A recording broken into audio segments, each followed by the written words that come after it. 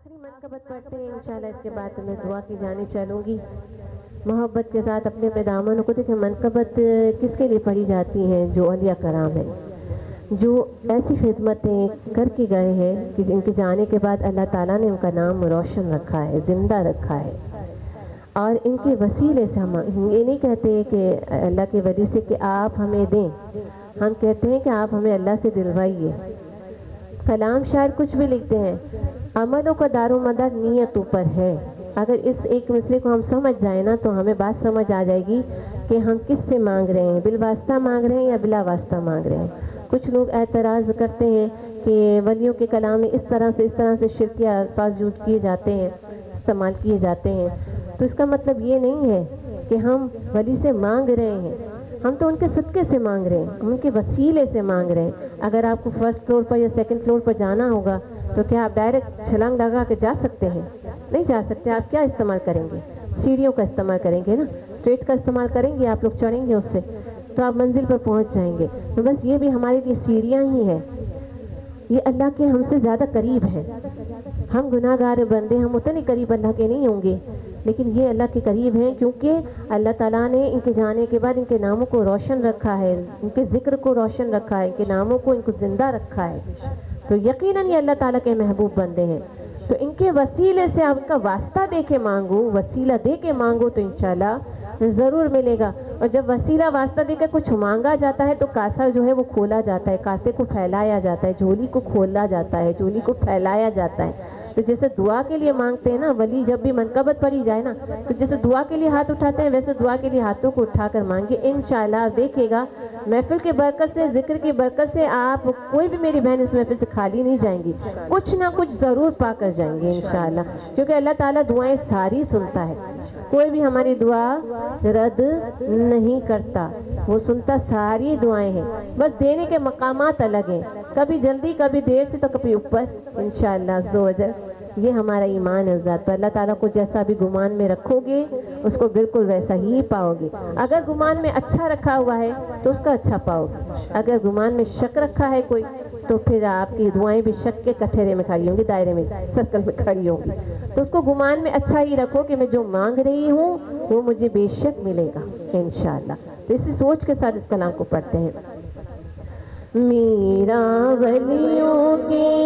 امام، میرا ولیوں کے امام، میرا ولیوں کے امام، دے دو پنجتن کے نام، ہم نے جھولی ہے پھیلائی بڑی دیر سے، میرے میرا ہم نے جھولی ہے پھیلائی بڑی دیر سے، ڈالو نظر کرم سرکار، ڈالو نظر کرم سرکار، ڈالو نظر کرم سرکار، اپنے منگتوں پر ایک بار، ہم نے آس ہے لگائی بڑی دیر سے، میرے میرا ہم نے آس ہے لگائی بڑی دیر سے، تم جو بناؤ بات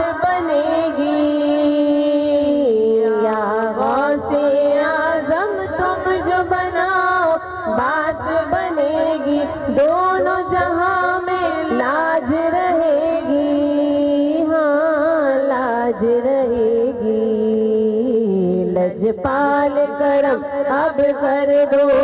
لجپال کرم اب کر دو، لجپال کرم اب کر دو، منگتوں کی جھولیاں بھر دو، بھر دو کاسا سب کا پنجتنی خیر سے، میرے میرا بھر دو کاسا سب کا پنجتنی خیر سے، تو ڈالو نظر کرم سرکار، ڈالو نظر کرم سرکار، ڈالو نظر کرم سرکار، اپنے منگتوں پر ہر بار، ہم نے آس ہے لگائی بڑی دیر سے، میرے میرا ہم نے آس ہے لگائی آئی بڑی دیر سے، اور مشکل جب بھی سر پر آئی یا غوث اعظم، مشکل جب بھی سر پر آئی تیری رحمت آڑے آئی، ہاں آڑے آئی۔ جب میں نے تمہیں پکارا، جب میں نے تمہیں پکارا، جب میں نے تمہیں پکارا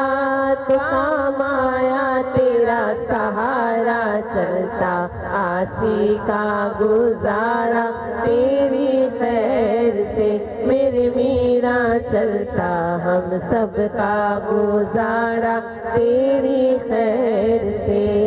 میرا ولیوں کے امام بے دو پنجتن کے نام، ہم نے جھولی ہے پھیلائی بڑی دیر سے میرے میرا، ہم نے آس ہے لگائی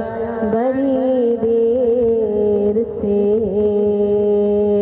اور ہم نے محفل ہے سجائی بڑی